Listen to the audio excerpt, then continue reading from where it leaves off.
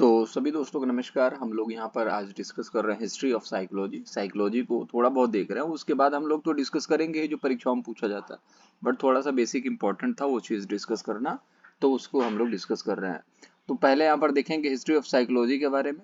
ठीक है, तो सबसे पहली प्रसिद्ध क्षेत्र कौन सी थी? पहले मैंने आपको बता दिया, पहले आत्मा आई। ठीक है, फिर आपका यहाँ पर उसके बाद कौन सा आया? फिर आपका आत्मा के बाद क्या आता है? आत्मा के बाद आपका आता है आई थिंक मन आता है, फिर चेतना आता है, फिर उसके बाद व्यवहार आता है। तो जो सबसे फेमस था ना, जिसके बारे में लोग बात करना पसंद करते थे, वो था व्यवहारवाद।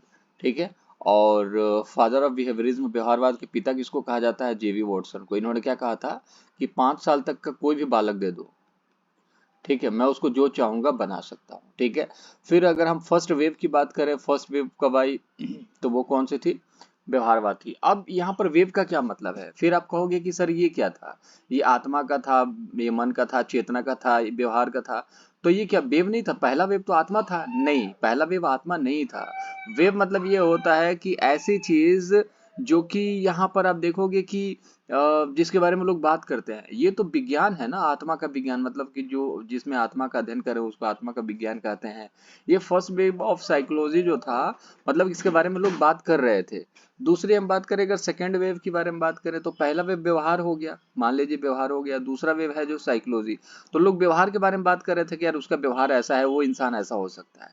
फिर लोगों ने कहा नहीं यार, मन को भी पढ़ना जरूरी है, मन का भी विश्लेषण करते हैं। ठीक है, तो मन के विश्लेषण को लेकर के सेकंड वेव आने लगा। जब व्यवहार को भी विश्लेषित किया और मन को भी विश्लेषित किया, तो फिर थोड़ा सा कहीं ना कहीं देखो कमी रह ही जाती है। सिगमंड फ्रायड ने सेकंड वेव के बारे में बात करी थी, इसको सेकंड वेव के जनक भी कहे जाते हैं, फादर ऑफ साइको एनालिसिस। ठीक है, मनोविश्लेषणवाद। इन्होंने चेतन मन को, अर्धचेतन मन को बर्फ के शिलाखंड से भी यहाँ पर डिनोट करा है। बहुत सारी चीजें हैं सिगमंड फ्रायड के बारे में पढ़ने के लिए। तीसरा वेव, जब ये सारी चीजें थी, व्यवहारवाद आया, फिर साइको एनालिसिस आया, फिर उसके बाद आप देखोगे कि कहा गया कि नहीं, सिर्फ व्यवहार से और सिर्फ मन से नहीं काम चलेगा, मानवता भी होनी चाहिए। ठीक है, तो यहाँ पर आप देखोगे कि इतनी सारी चीजें थी। थोड़ा सा इसको हम इरेज कर लेते हैं। फिर उसके बाद देखोगे बहुत सारी चीजें होने के बाद अब अगला स्टेप क्या है? निर्माणवाद आया। ठीक है, अब जो है निर्माणवाद एक नया तरीके का कंस्ट्रक्ट हुआ। अब इसमें क्या बात करी जाती है कि जो पियाजे हैं और जो बाइगोत्स्की हैं, इनके द्वारा लाई गई, और इसमें कहा गया कि लोग अनुभवों द्वारा सीखते हैं। आजकल ये स्कूल में बहुत ज्यादा इस्तेमाल होता है। कहने का मतलब है आपके पास अगर अनुभव है, जैसे कि होता क्या है, कई बार आप यूट्यूब पर पूरे दिन में 4 वीडियो 5 वीडियो उल्टी सीधी देख लेते हो और फिर आपको लगता है कि यार टाइम वेस्ट हो गया। फिर ठीक है, फिर उसके बाद धीरे धीरे करके आपके अंदर सुधार आता है, तो आपको पता चलता है यार 6 महीने से 1 साल बर्बाद हो चुके हैं और आपको कुछ पता नहीं चल पा रहा है कि स्ट्रेटजी क्या होनी चाहिए। तो ये आपने क्या देखा? अपना अनुभव से सीखा। और अगर आपके घर में कोई और प्रिपरेशन करेगा तो उसको आप सीधे तौर पे बोलोगे कि हाँ, इस कोचिंग इंस्टीट्यूट से पढ़ना है, इतना पढ़ना है, लिमिटेड टाइम है तुम्हारे पास, इधर उधर फालतू की चीजों को नहीं देखना है। तो ये पर्सनल अनुभवों के द्वारा यहाँ पर आजकल के लोग जो होते हैं वो सीखते हैं, और इसका बहुत ज्यादा इस्तेमाल हो रहा है। अब देखो कितने सारे मोटिवेशनल स्पीकर हैं कि ये करो ये करो, ये सारी चीजें इंपॉर्टेंट बताई जाती है। क्यों? क्योंकि आप दूसरों के कहीं ना कहीं अनुभव से भी सीख लोगे तो बहुत ज्यादा मतलब फायदा होने वाला है, आपका टाइम बचेगा। फर्स्ट वेव जो था पियाजे का आया था। पियाजे ने क्या कहा था इस चीज के बारे में?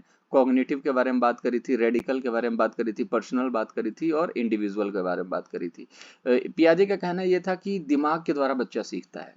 जैसे जैसे बच्चा बड़ा होगा वो सीखता जाएगा। जैसे 2 साल का बच्चा है, उसके पास बुद्धि कम है, जैसे ही वो 7 साल का होगा 2 साल से बड़ा हो जाएगा, 2 साल वाले बच्चे से इसके पास ज्यादा दिमाग आ जाएगा। तो इसके पीछे जो वाइगोत्स्की है उन्होंने कहा कि बेटा देखो, 2 साल वाले बच्चे के पास दिमाग कम है, लेकिन 2 से लेकर के 7 साल वाले बच्चे के पास दिमाग आएगा। तो क्यों आएगा? क्यों? क्योंकि वो सोसाइटी में रहता है।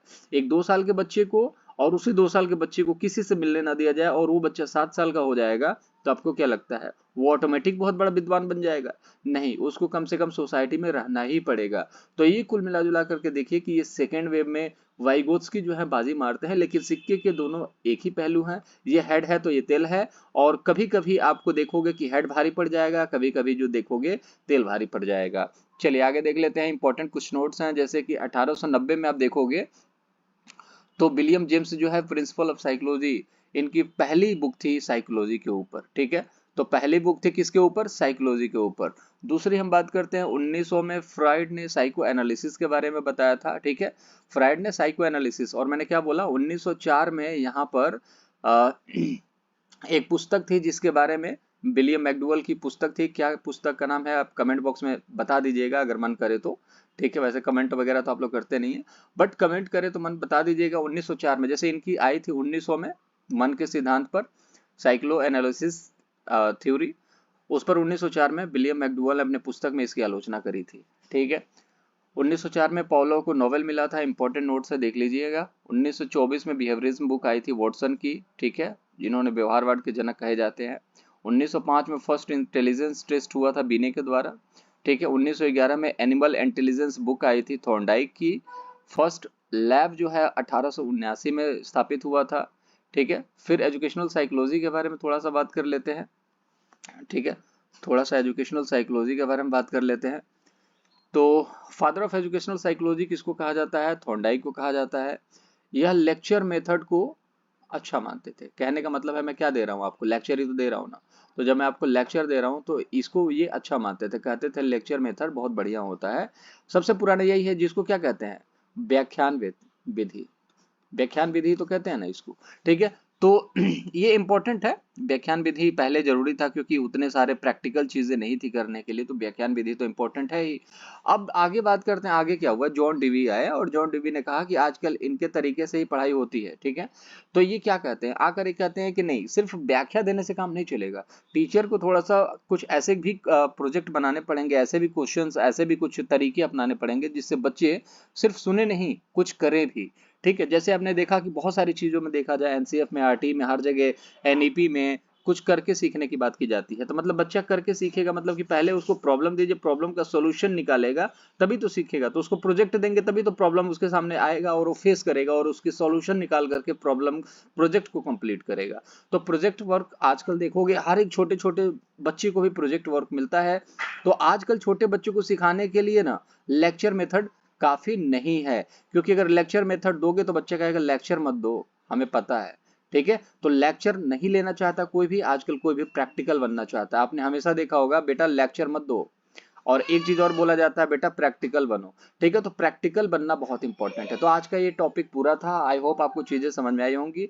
अगर हम साइकोलॉजी के बारे में पढ़ना चाहते हैं तो बेसिक चीजें इंपॉर्टेंट थी, वो चीज मैंने दे दी। मुझे पता है इस पे व्यूज नहीं आएंगे दोस्त, लेकिन अगर जिसको कुछ नॉलेज गेन करना है तो डेफिनेटली इन चीजों को देखेगा। मैं थोड़ा सा बिजी शेड्यूल में हूँ जिसकी वजह से वीडियोस नहीं डाल पा रहा हूँ, ठीक है। तो चलिए मुलाकात अगली वीडियो में करेंगे, अपना ख्याल रखिएगा दोस्तों, ठीक है। और चैनल को चाहे तो सब्सक्राइब कर सकते हैं, वीडियो को चाहे तो लाइक कर सकते हैं। कमेंट बॉक्स में आप जरूर बताइएगा 1904 में कौन सी बुक आई थी, किसके बारे में, विलियम मैकडूगल की। Thank you very much, bye bye.